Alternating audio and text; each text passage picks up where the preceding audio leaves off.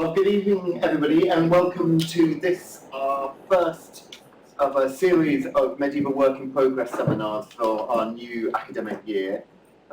For those of you who've not been before, my name is Tom Nixon. I teach medieval art and architecture here at the Courtauld, and I convene this series. And I should just say that the series is really intended to bring attention to new voices and new research in medieval art and architecture, broadly defined from the Courtauld and beyond the Courtauld, and it's a chance for us to hear about exciting new work and also to meet and ask questions and chat afterwards.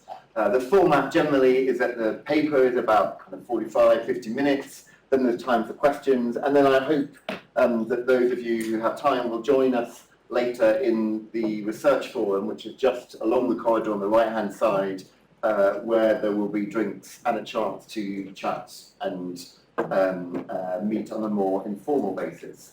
In a moment, I'm going to introduce our speaker, but before I do that, I just wanted to take the opportunity to highlight a few forthcoming events for those of you that are still kind of navigating a way around the Courtauld website. But you will find all of these on the research forum page of the Courtauld, and you can sign up for notifications about forthcoming events and so on. But just to highlight some of our forthcoming events, we have on the 23rd of October, the Paul Crossley Memorial Lecture, which is part of this series, with Gabriel Bing, talking about the Four Walks of the Cloister.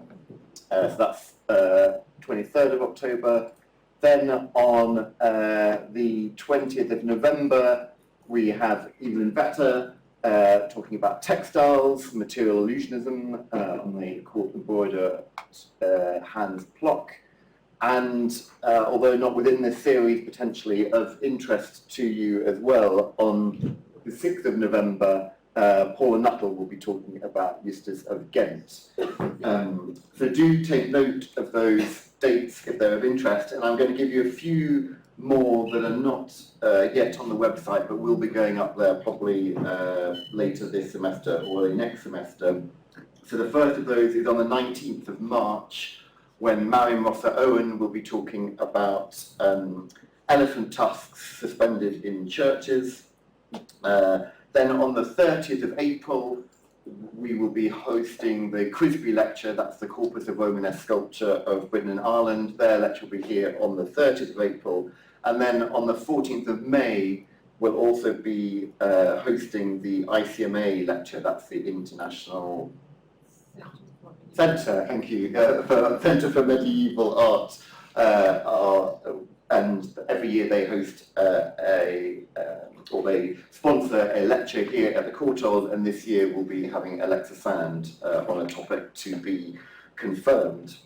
And then the last thing I will just mention is that opening next week is this very small exhibition in the Courtauld Gallery, which really looks at the way that reproductions since the 19th century have shaped our encounters with medieval art, and particularly looking at the very fabulous ivory mirror case from the V&A.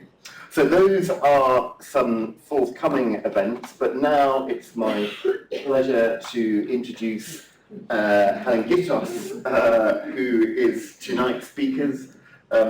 She will be known to many of you for her work on different aspects of early medieval history, notably aspects of liturgy, and that was a subject, well, intersections of liturgy, language, and archaeology, or material culture.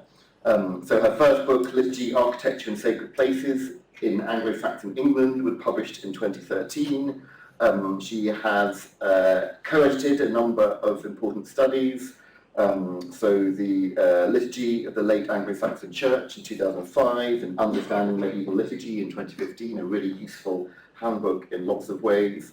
Earlier this year, she published some really interesting and kind of fun work on the Cern Abbas Giant. That was published in Speculum in January 24, and she's currently working on a new book which is really thinking about Old English, the use of Old English in liturgical contexts, English in the liturgy before the Reformation, and that's kind of work in process. But she describes today's talk as a kind of side hustle, which are the best kind of hustles. So please join me in welcoming Helen Gittos.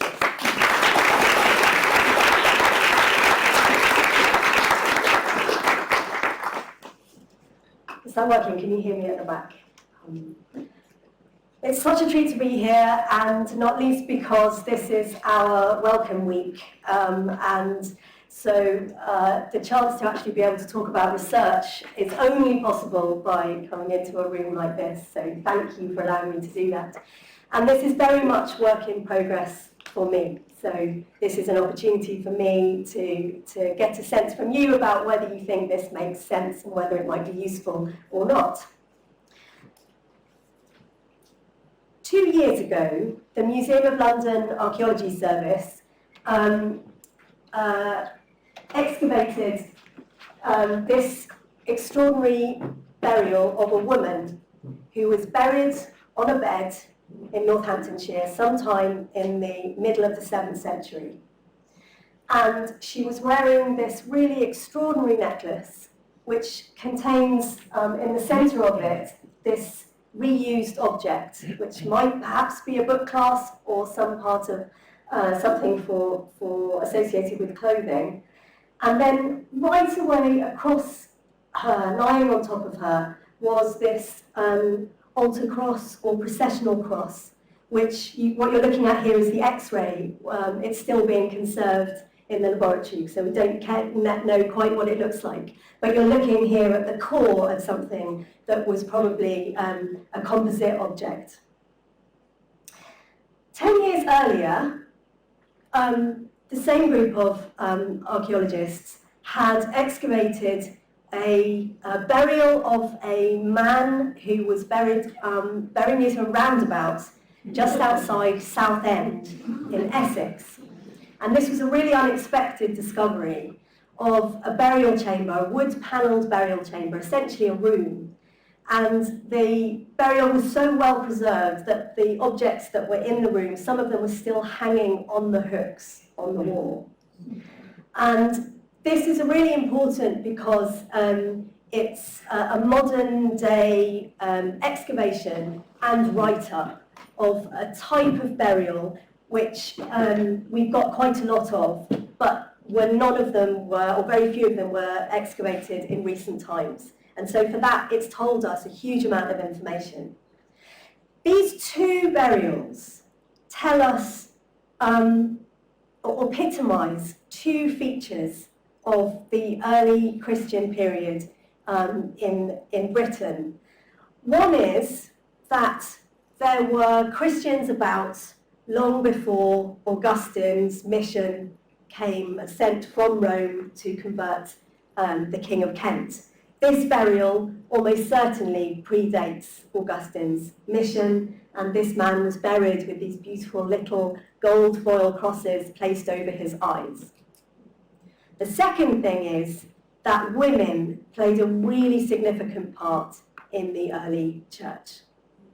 Now, we've known both of these things for a long time, and yet, as I teach conversion over really quite a long period of time now, I come aware of quite how much it's difficult to get students not to write essays that have keywords in them like this. Whatever I do to construct a reading list, and the more I've been thinking about it, the more I can see that it really is built into the scholarly literature in a way that we kid ourselves, I think, that we as early medievalists have got away from it.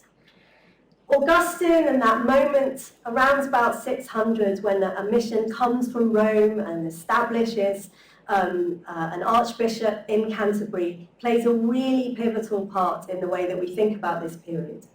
But the other thing that I hope you can see from this imagined word cloud is how passive the words that we use for conversion in this period are. It's something that happens to people. And the more that I've been thinking about Harpole and Prittlewell and other examples, the more I've got anxious about this kind of passive terminology. And so what I want to do today is to sketch out for you 3 ideas which have been really formative for me in thinking about conversion. And then what I want to do is to take you through what we know about the generations of women in the period from about 550 to 650.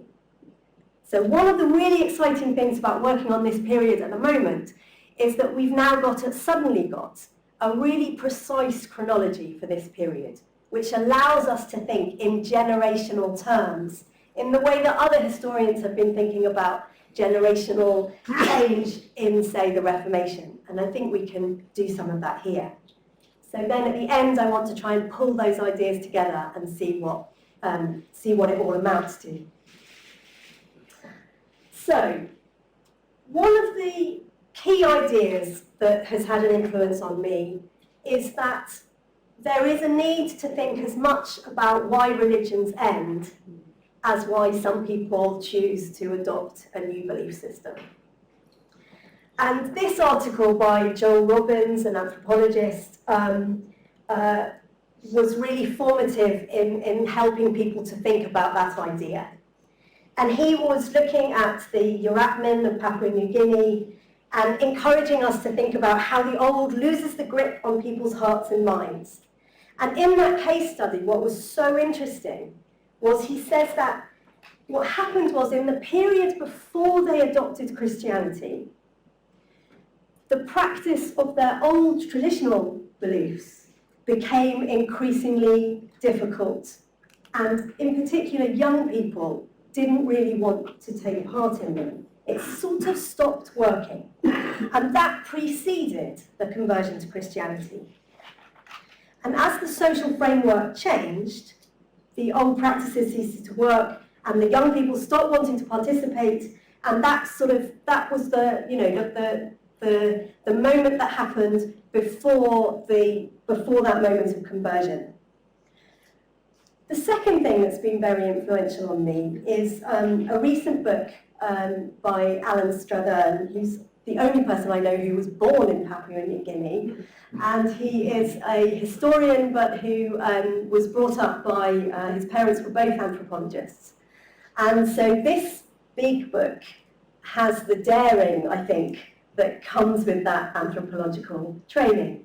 And he is looking at conversion across world religions on a very, very long time scale, and doing it through a historical anthropological lens. And he identifies 2 very different types of religion, one of which he calls immanentist. And he says that immanentist religions tend to be very locally based, that they tend to be about harnessing supernatural forces to change now. How do I make my child better or my crops grow? That they tend to have ritual specialists, but not a class of priests, that they tend not to have canonical texts, and they tend not to have an institutional framework. And he contrasts that with transcendental religions, which tend to be about harnessing supernatural forces for the future, to gain salvation in the future, that have a primary revelation that comes through canonical texts, that have a professional class of priests and an institutional structure.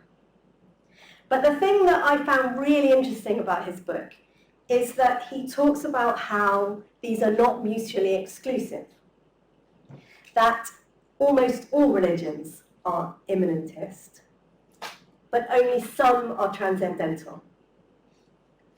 And whilst we know not nearly enough about pre-Christian religious beliefs in early medieval Britain, we know enough to be sure that they were immanentist.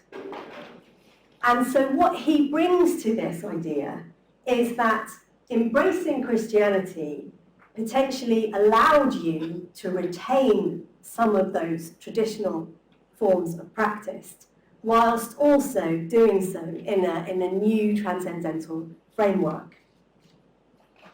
So all of that together makes me really curious about what was changing in 6th century Eastern Britain. What was it that was preceding Christianity that might help us to understand why it was attractive? And there are various bits of the archaeology and indeed the art of the 6th century which give us some indications that there were some really big ideological changes happening. One of them is that a really big change in art style from what Anglo-Saxonists call style 1 to style 2. It feels less weird to say this in this room than I've ever said it before. Style 1 is a very, very abstract kind of art form. It takes a while to get students to begin to look for the hips and the eyes and the eyebrows, and you begin to suddenly start to see faces and animals mashed together. Style 1 was used for art through into the first half of the 6th century. But from the middle of the 6th century, we begin to see a different form of style being used, which we call style 2, which is much more naturalistic. And to start with, that was being used for male weapons in particular, and then it was increasingly adopted into the kinds of dress accessories and things that women were wearing too. The second big change is that we begin to see lavish male burials, really big, extravagant, and creative burials, of which the Sutton Hoo ship burial, where a man was buried in this great big long ship that was dragged up a hill and huge amounts of objects were put into it. And that's the most famous example. And we now understand that this happened in a very short period of time. It was only a generation or two of men who were buried like that, around about the year 600. And we can also see that at that moment in time, people were beginning to build large things which we call palaces, for want of a better word. Architectural central places that had planning and elaborate frontages and were ostentatious, and were places where people came for communal gatherings. And what's really interesting, and what is sort of attempted to be shown on this map, is that this was a period when there were lots of different kingdoms within Britain. And the triangles are the barrow burials. So the Thames, as ever, you are on a frontier here. South of the Thames, you are in a different kingdom than you are north of the Thames. And one of the things that becomes very apparent when you map this stuff is that both the burials and these great big hall sites seem to happen, they're placed more on the edges of territories than in their centres. And I think that's because this was a really late stage in the development of kingship. This was a period when people needed to talk to their neighbours, the kings in their neighbouring territories. That was who this sort of power was being shared with, in a language which they shared with their neighbours too. So this seems to be a moment when over-kingship becomes important. That kings themselves are pretty solidly rooted in their power base, but what they're trying to do is jostling for position amongst, in tandem with, through feasting and hunting, perhaps more than warfare, with their neighbouring kings. These things, I think, changes in ideas about the relationship between humans and animals, changes in kingship, together with other things that are going on in the way people are buried, in particular sort of increasing homogenization in what people are wearing. Rather than different styles in different kingdoms, you get much more kind of commonality between what people are wearing in these different kingdoms. All of this looks to me like the preconditions for embracing a transcendental belief system. The second big idea, which has influenced me, is the amount of work that has been done on the extent to which Christianity in late antiquity was practiced as much in people's homes, in the landscape, and on people's bodies, as much as it was within the institutional structures of churches. We now understand a great deal more about the extent to which Christianity was being practiced in domestic settings in particular. And that includes things like the use of the Eucharist and how important it was to have access to holy water, and the permeability of the boundaries of those things is something which has become much more apparent. And the third idea is the extent to which women played a much more significant part in the church in late antiquity than they were to do later on.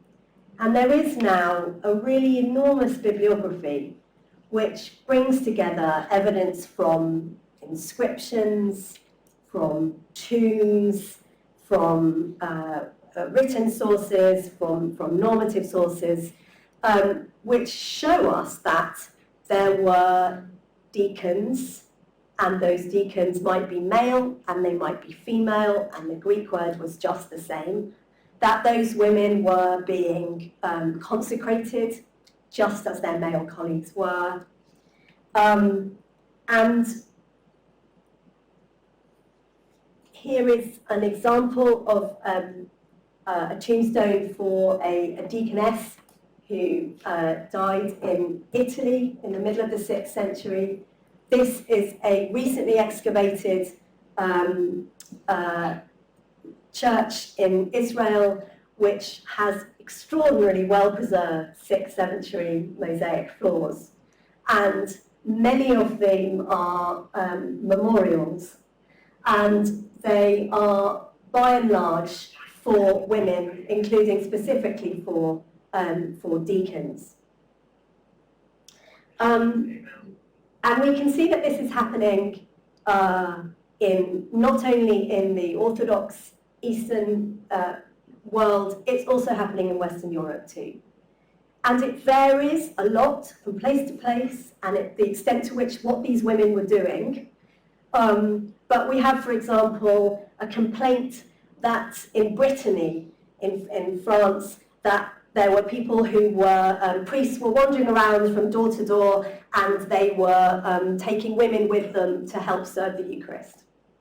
So that gives you some sense of the way in which it was at times complained about, and it was thought to be problematic, but we can see those things going right on into the 9th century. And it also wasn't something that was about, weird people in the countryside doing it in some strange way. Justinian's Hagia Sophia in Istanbul had, I think it was 60 male deacons and 40 female deacons. And the women were, one of the jobs that they were specially to do was to sing the beginning of the night office in the liturgical ceremony. So you probably had this kind of gradation of voices that went from the women down into the men. So this was at the very heart of the grandest church in Byzantium. This isn't just about, rustic priests in Brittany. So these three ideas I think are really important to think about when we begin to look at the evidence from early medieval Britain. And we are lucky in this period because in Eastern Britain, people were being buried with grave goods. And so for this period of time, we can tell quite a lot about them and the society in which they were living. And one of the things we can be really clear about, as has been known for a long time, is that religion, the things that we might call religion, and it's very difficult to know exactly what they are, but they're things like foretelling the future, healing the sick, and so on, were women's business. It is women who are buried with things which look a bit odd, which look like, we call them amulets. Goodness knows what sorts of words that they were using for them. But it is very clear that they were predominantly being buried with women. And these are some sort of famous examples in the literature of a peculiar kind of objects that women are being buried with. Now, among that set of weird objects that women get buried with are spoons with holes in them. And I've got really interested in spoons with holes in them. And as you can see, there are quite a lot of them. This isn't all of them. They are found in some particular regions at this time in Western Europe. And this is an attempt to sort of group them in terms of their form and their shape. And one of the things it shows is that the examples from, this hasn't got all of the English examples on, but it shows that the English examples are, a particular regional sub-style of this. They tend to be buried with women.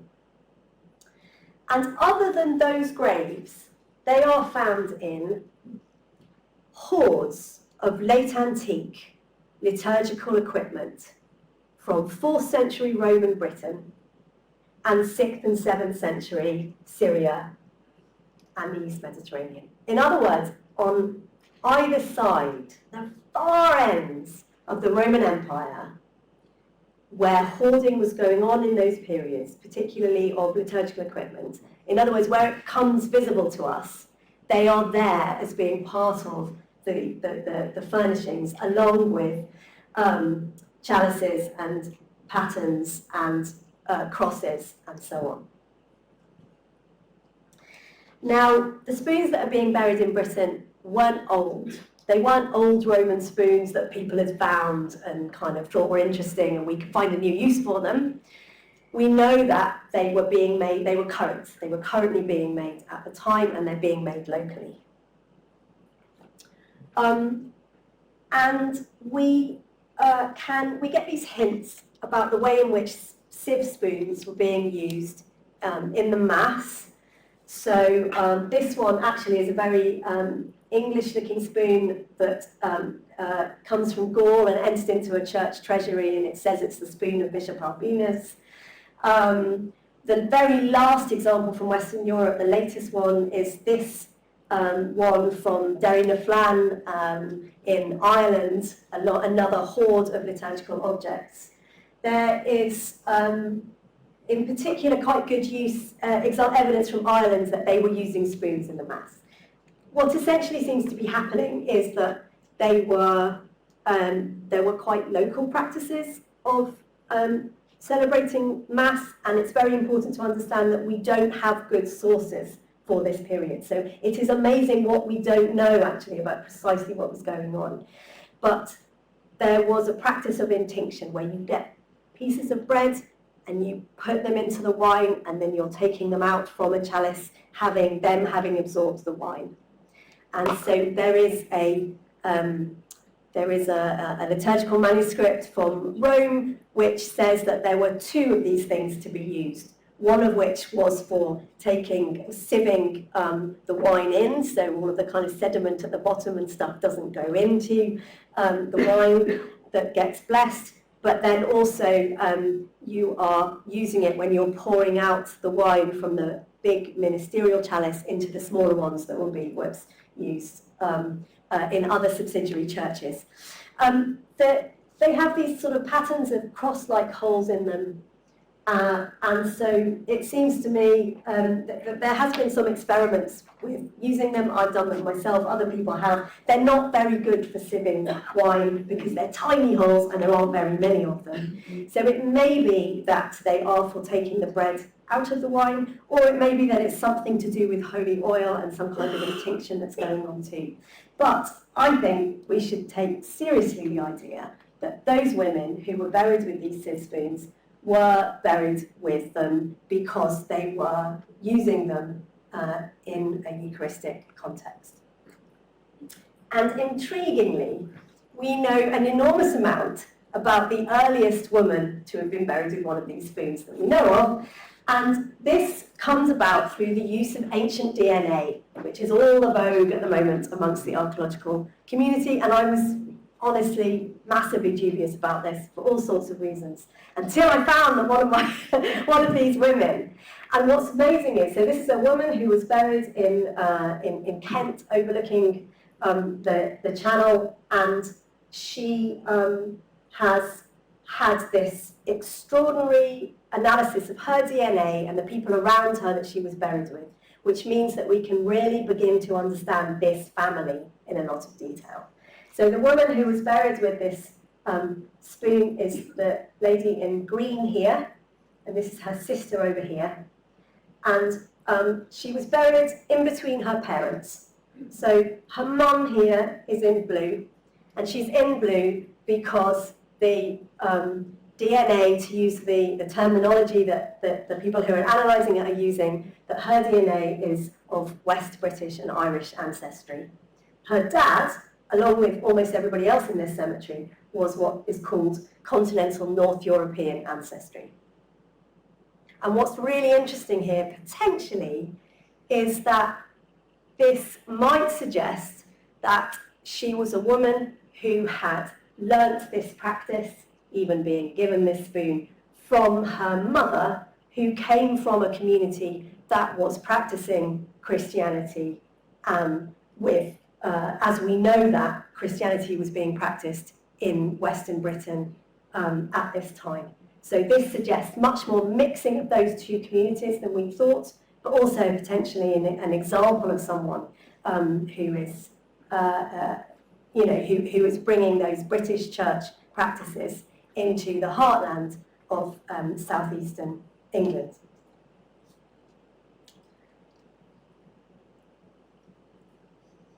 Now, what I'd like to do is to just briefly talk through the evidence of women like her, generationally, from the middle of the 6th century. Because there are a whole series of changes that we can now narrow down almost to those generations, which seem to me to be really intriguing.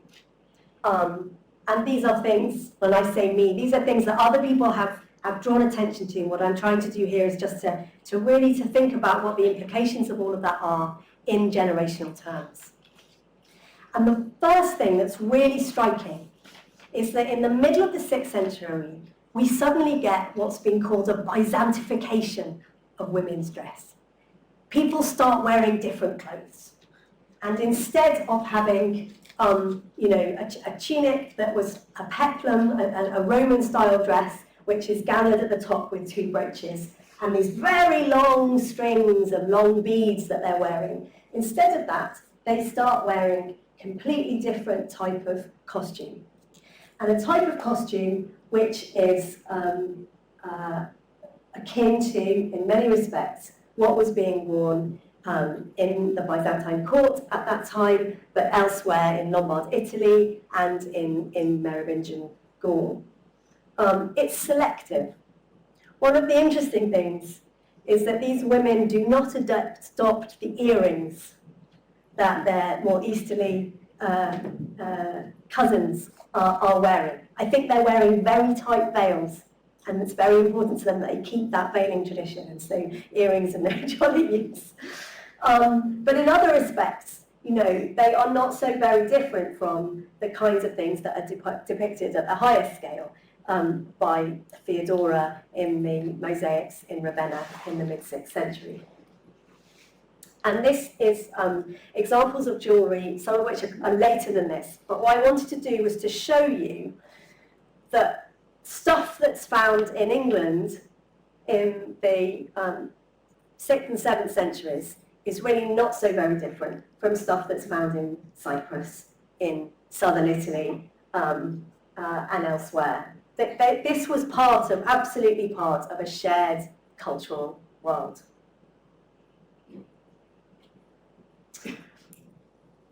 One example of a woman of that period that we know quite a lot about was buried on the Isle of Wight, and she's got one of these spoons, as you can see, and she's also got a bucket, a Byzantine bucket that was made in the East Mediterranean. And intriguingly, as one of my students pointed out to me, in the East Mediterranean, these buckets, which seem to be used for washing, for taking to the public baths, they have Greek inscriptions on them. This one has an inscription in a runic script. And the idea, and unfortunately it hasn't yet been read, but the idea that this woman was so unnaive about this stuff that she knew that it was appropriate to have an inscription on an object like that, but to do it in her local script rather than on the script that has been brought from the Mediterranean.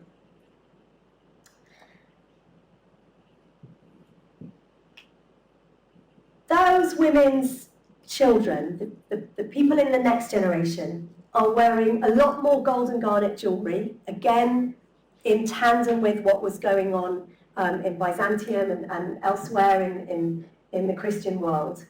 They're wearing different kinds of things, and some of them are wearing small-scale Christian symbols.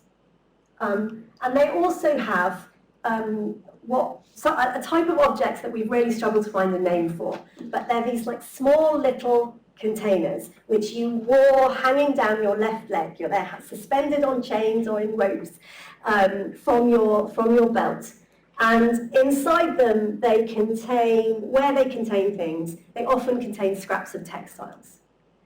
And so it used to be thought that these were kind of, your sewing kit. Increasingly, we're thinking of them instead as being small relic containers. That these are very special things that are being curated and kept in these containers and kept with you. And some of them we know were not just being worn on the body, because there is a lovely example from Dover where a woman's loom burnt down, and you can see that it was hanging on the loom in that house.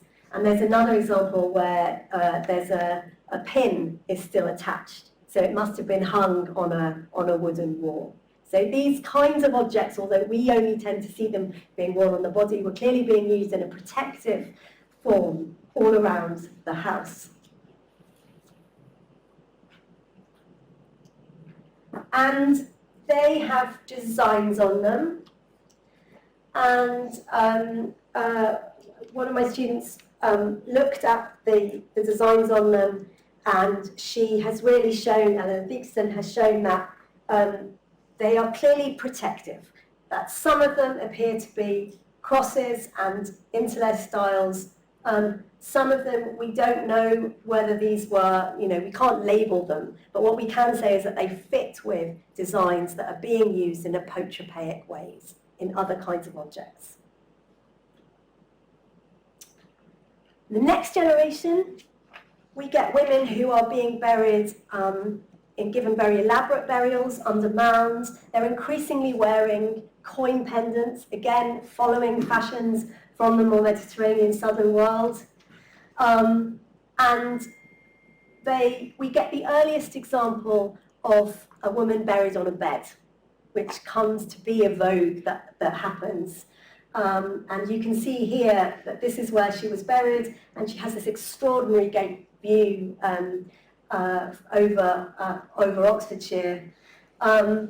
These women are often wearing veils with gold around them. They are sometimes, later on, they're clearly being buried with quite ostentatiously Christian objects.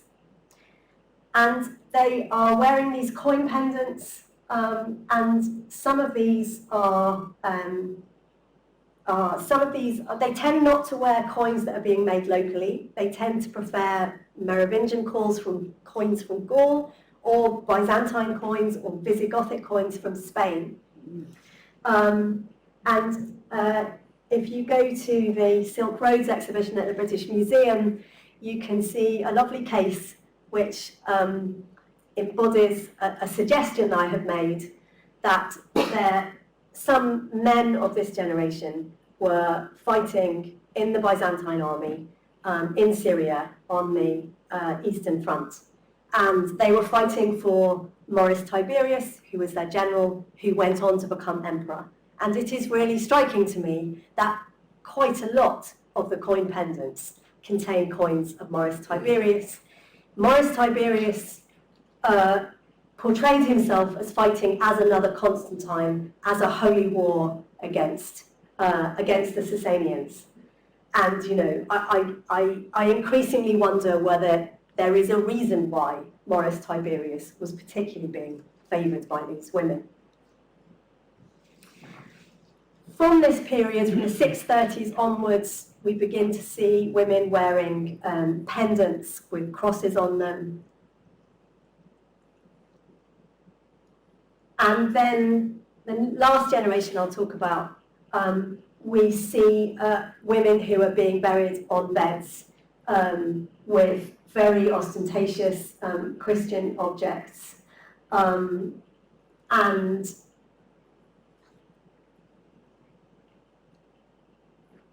some of these women, here is an example from Cambridgeshire. As you can see, this was being worn on her chest. This example from Wiltshire, it has been suggested that this is a book satchel, as we can see being depicted, particularly in Irish art of this period. Who were these women? In this case, this is from North Yorkshire, a woman who was buried on a hill, sort of overlooking the coast in the North York Moors. She was buried right in the centre of this really extraordinary cemetery that's been described as like an army on parade ground that is buried all around her. What's really interesting is that Tom Pickles has argued that this community, which was very, very short-lived, that seems to be centred about this woman who was given this very elaborate burial, which has, as you can see, this shell-shaped necklace that she was wearing. It seems to end at the moment when a church was built a mile down the road from the nunnery at Whitby. So this looks like a community that was pretty short-lived, that was based around a woman who was recognised as being especially holy and particularly, sanctified. Some of these women are being buried with really extraordinary things, of which this one is one of the most extraordinary, I think. This is a woman in Kent, buried, you can see, in the middle of the 7th century, and she had 2 of these relic containers. But this one is of a type that I think was for containing oil. And the best parallel I can find is this one, much larger one from Syria. So they have kind of a lid which fits inside, and it has these chains that they were attached to so that they could be hung from. And this class of objects sort of hasn't really been recognised, as far as I can see, in the Byzantine world, so it's quite hard to study them on. But I think that these are being imported from the Eastern Mediterranean, and they were for containing holy oil. The other one that she had was a more conventional looking one, and scratched onto this oil container are these crosses, including this one, which appears to depict Golgotha, the hill on which Christ was crucified, with the crosses on either side of him too, and potentially with him in his tomb underneath it. This is also depicted on the sort of handle of the other relic container that she has. And this cross, again, as one of my students has pointed out to me, it seems to be depicting the kinds of Byzantine pectoral crosses of the time. So the central cross on which Christ was crucified is being depicted akin to the kinds of things that were being worn by women in the Byzantine world at the time. And I think that there is quite a lot more to do on the iconography of these women, which seems to be, I've called it adventurous. There is a lot more to do, but I get the impression that they are using iconography, which it is hard to find models for, particularly models in Western Europe. So Golgotha, these three crosses, are a very familiar idea to us, but at this period of time, it's actually really difficult to find other examples. So these are some examples of a similar kind of period from England on sword pommels. And finding parallels otherwise is really, really difficult. If you put them into the Index of Christian Art, which some of you may use as part of your daily life, I did that on the train today and there were three. One of them is this ampulla, pilgrim's ampulla, found in Jerusalem. The other, interestingly, is from those mosaics that I showed you earlier from the Church of the Deaconess in Israel. The scallop shell that the street house lady was wearing, I have not been able to find. The only other example I can find was a stray find that turned up by a metal detectorist in Northamptonshire. It almost certainly comes from a similar kind of 7th century woman's pendant. Now, scallop shells are a big part of classical art, and they're clearly being taken into the early Christian world. They seem to have been being used on pilgrims' oil flasks of this time, but it's very unusual to find them in this kind of context and in a Western context. The examples that I can find are primarily all from Byzantium. And the other iconography that I'd like to draw attention to is what is known as a quincunx design, where you have a central boss and 4 smaller ones around it. And that is clearly later on usually meant to depict the 5 wounds of Christ, and it's a way of embodying that. And on this brooch, which I think was in Anglo-Saxon Kingdom's exhibition, you can see that it is accompanied by 4 crosses. And it's really difficult to take a brooch like that was being worn by a woman and know what was meant by that art style. But at the time that this was being worn, that was being depicted on an altar cross that was found in the Staffordshire Hoard. So I think that means that we shouldn't be too cautious about seeing a connection between those 2 forms. Again, it's really difficult to find good parallels for that kind of iconography at this period of time.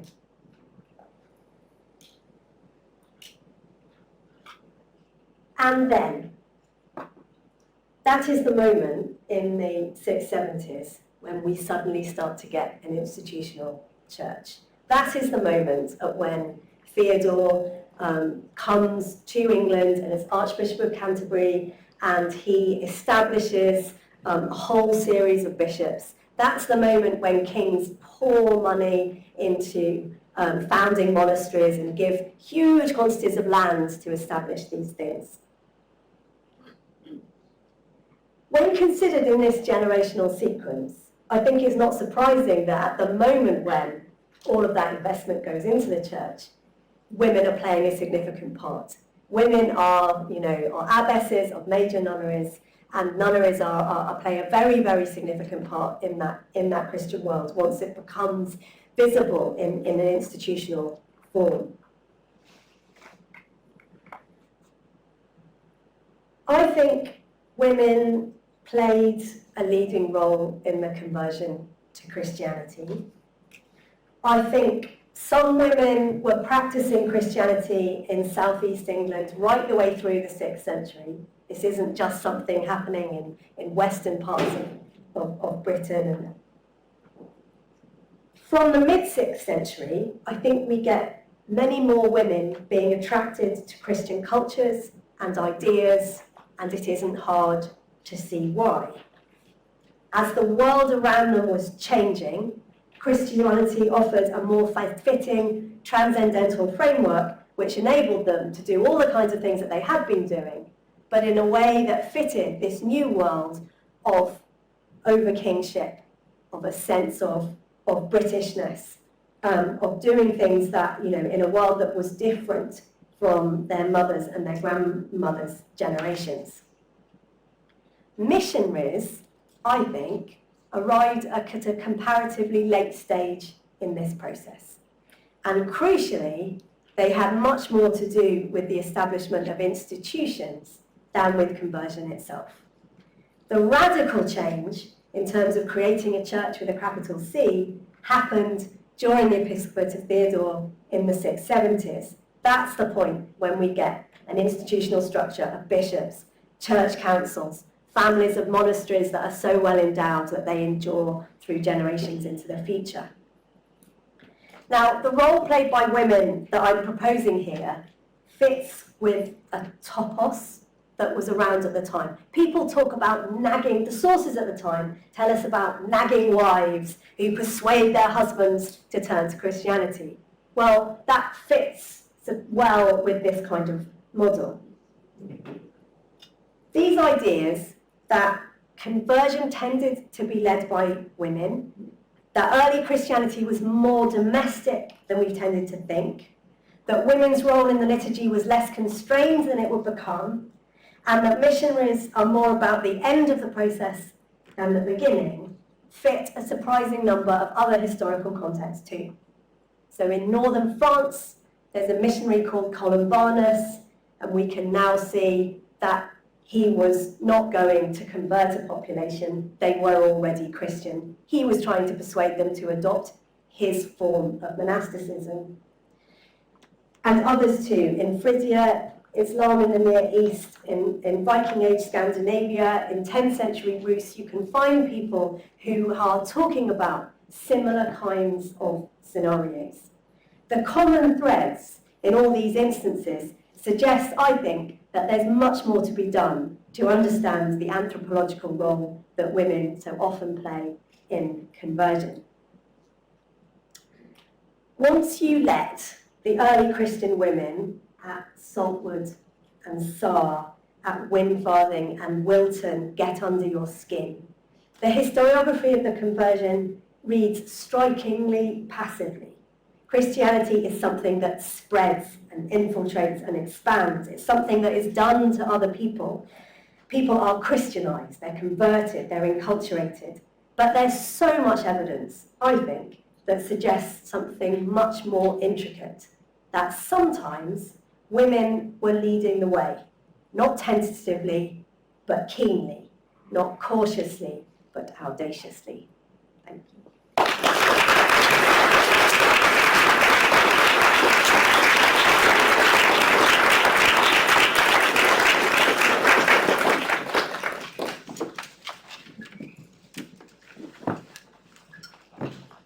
Well, thank you, Helen. That was so clear and compelling, and I feel so amazingly envious of your students. It must be a wonderful thing to be in your classes. So thank you very much. We have some time now for any questions. And one That's all right. People's prerogative. Whoops, thank you, Helen, so much. Other than the woman who was buried with lots of other women and the one who was buried with her family, of the other burials, were the women, are we to assume that they were lone women, sort of proto-abbesses?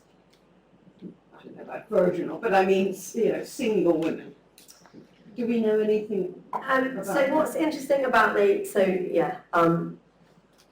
so this woman looks, as you say, like a proto-abbess, or like somebody who is a community is gathered around.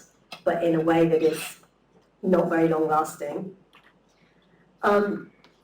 She is buried on her own in a way that people have argued has got, and that Helena Hammer in particular has argued is about land and claims to land.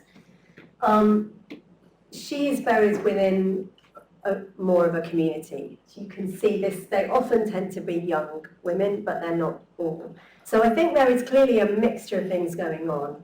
The Dover woman is really interesting because we've got this extraordinary map of her family tree, we can see that it looks like she never married and she never had children, unlike her sister who went to live. So, potentially that gives us a reason why that was not passed down and it was being buried with her as part of her equipment rather than handed on to her children. So a variety, and as we can now see that there's such a now that we can really identify this as a group of people, I think there's more to do to analyse what the context for them were. That was great. A lot of the British burials with perforated spoons, you also find these crystal balls bordered with over. How do you interpret them? Were they also found in the similar ones in continental Europe, and is there a possible liturgical use? Yes, they do seem to be part of the equipment of some of those continental burials too, and they're very much together. So it's often the case that the ball was hanging sort of in the spoon, in the bowl of the spoon. Crystal was used widely in Christian contexts, and it's interesting that this Derryn Flan Irish example has actually, you can't really see on this picture, but it has a big crystal in its handle. There is a Carolingian inventory which describes what seems to be a crystal ball hanging above the altar. So in other words, our sort of Grimm's fairy tale-like reaching for ideas about crystal balls which are about telling the future, I think is misleading.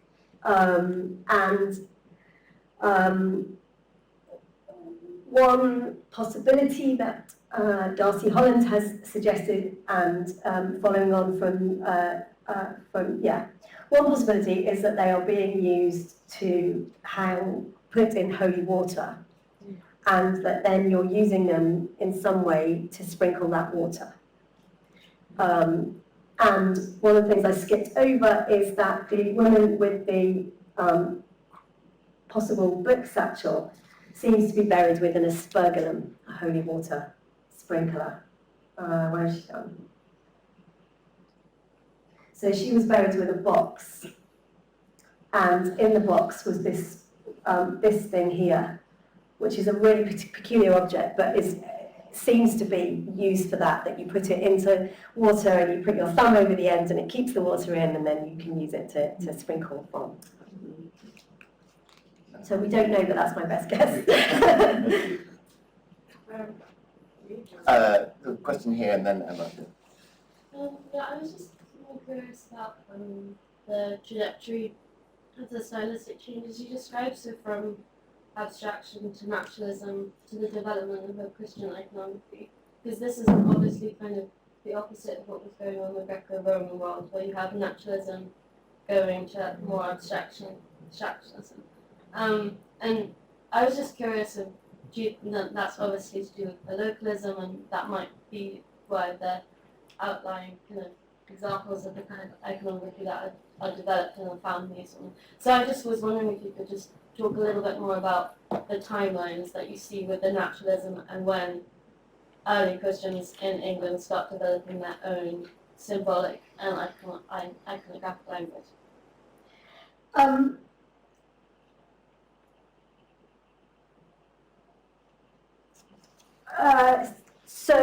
So the timeline is quite complicated, and the people who work on this would, bristle at the way that I've oversimplified it. But essentially, this kind of more naturalistic art seems to be being used in male objects, particularly military objects, in the first half of the 6th century, and it then becomes used for other types of things, to some extent in parallel with style 1. So it isn't that there is a neat change, but I think one of the things that really intrigues me is that is the hints that we get of something which in anthropologists talk about as shamanism. And people who work on this period are very anxious about that word, but it seems to me that this kind of shape-shifting, moving between what is the human world and what is the animal world and which bits belong to each other, seems to fit with that kind of style 1 art. I guess in terms of developing a Christian iconography, again, it's, we're really scared about saying that's Christian, which is why I wanted to sort of make that comparison with an altar cross, where it really is of the same period.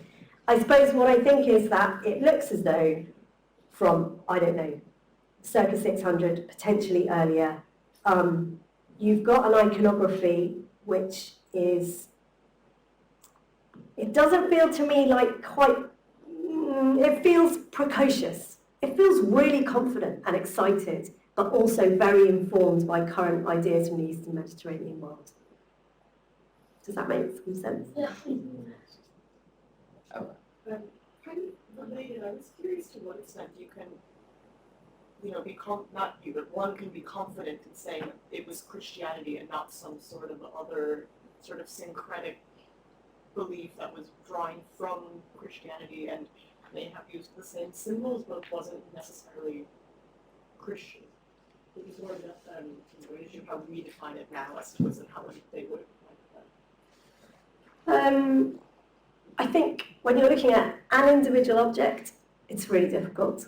When you're looking at wide-scale patterns on a population level, about which you have all sorts of other points of triangulation, with art and objects in neighbouring territories, with bits of written sources, it means that you can be really confident. I don't think there's any kind of room for imagining that that something else was going on in an intervening period. I don't think so, because you're not looking at isolation.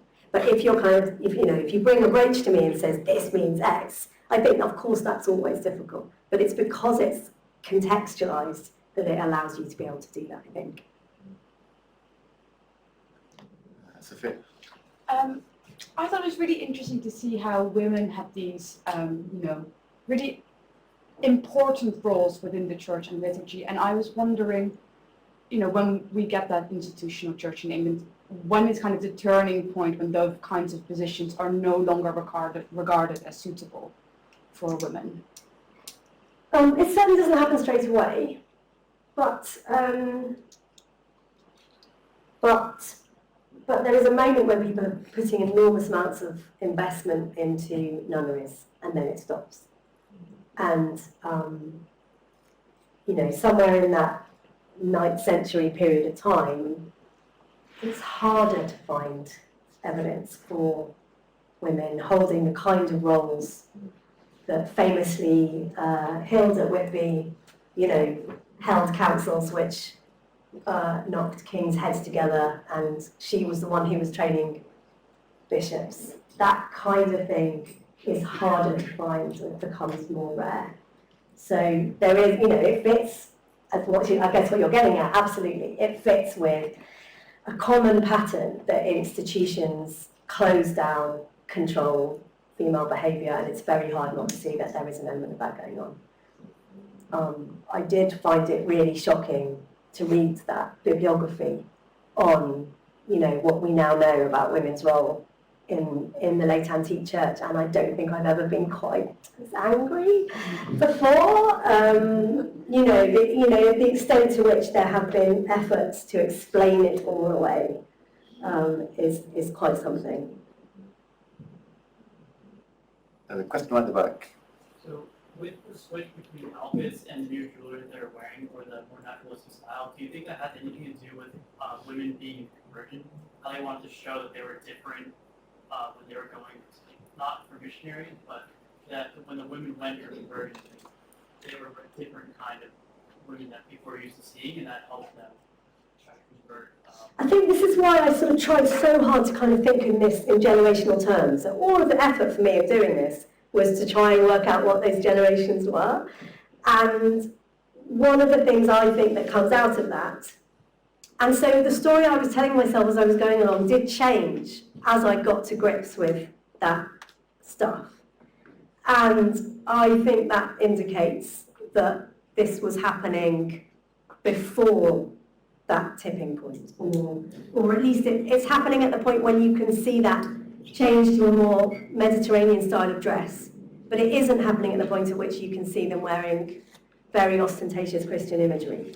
So to my mind, what's intriguing about it is the way that it fits with that conversion story in Papua New Guinea that I began with, that this is something about what was happening in that world that made women seek something else rather than carry on with the practices that their mothers had given them. Does that make sense?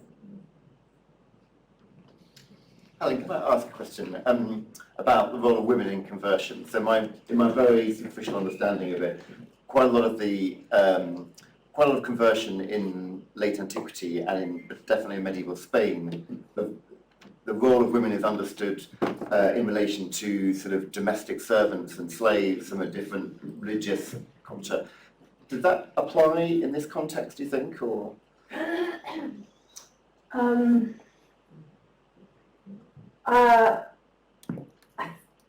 I think it's hard to see, but one of the things that it's coming in parallel with is work on teeth enamel, which enables us to see that there was far more movement of women from Western Britain eastwards than we had realised, which fits with that Dover Buckland woman who, you know, has got nice objects but not of the very highest quality, and that potentially suggests that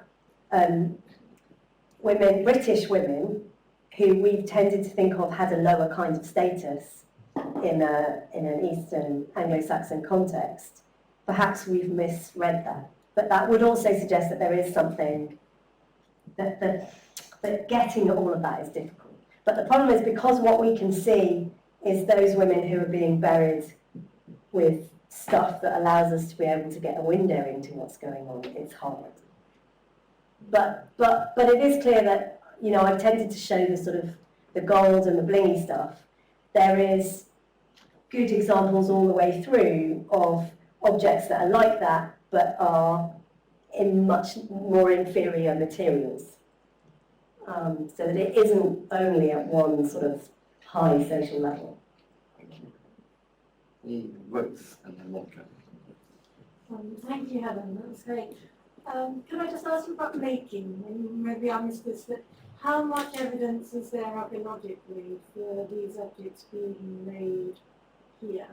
Or how much implementation? There's a big question. But so the stuff that's imported is rare, basically. Most of it's made locally. And the stuff that's imported is are the coins and the copper alloy vessels. And there are some things which I think are Byzantine crosses that are being imported, but there aren't that many of them. Most of it is locally made.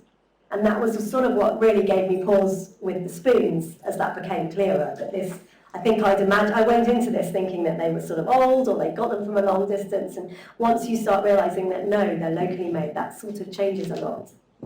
Yeah. thank you for that. That was amazing. I suppose my question is slightly connected to the first question. You mentioned Ephesus, and you mentioned similarities between East and West inside of these beautiful objects. I just wonder, because Ephesus, as we know, is such an important iconic place in the history of Christianity, because it's where Virgin Mary is to have lived the last years of her life, and was a young evangelist. So, I guess my two questions are: question one, you've obviously mentioned the pilgrimage of, the pilgrimage of Saint Augustine of Canterbury, but that's later, as you pointed. But my two questions are: A, do we know if women were also pilgrims? Because mistakenly we tend to think, well, at least I do, pilgrims were men. But do we have any evidence of women being pilgrims and traveling with certain objects? And also in terms of Ephesus, do we know any well-known pilgrim routes during this period that you can consider thinking? So yes, basically, there are good written accounts, particularly for a woman known as Egeria, but there is a group of women, not from Britain, but from elsewhere, that give us an indication that women absolutely were interested in pilgrimage. And that's where I started from all of this, was actually wanting to look at direct connections, especially with Egypt, but increasingly elsewhere in the Mediterranean. And I think we shouldn't only be looking at. I think the iconography is really interesting. That you've got stuff that doesn't seem to be turning up, say, widely in France, or in southern Germany, and you've got some objects which clearly are coming very long distances, but which are special and which don't seem to be part of normal trade. And it seems to me that we should entertain the possibility that this is partly due to some direct contact, absolutely, and not all stuff that's kind of handed down the line. I think we might take two last questions and then finish. So, yes. Can you explain a bit more about your reference to tooth enamel? Oh no.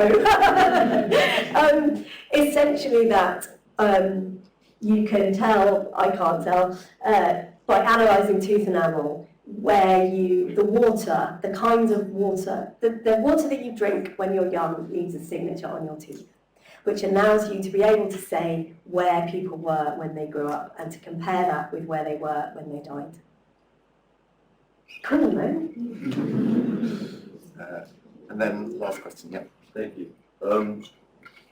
I'll just to clarify, is the immanist religion, is that akin to folk traditions?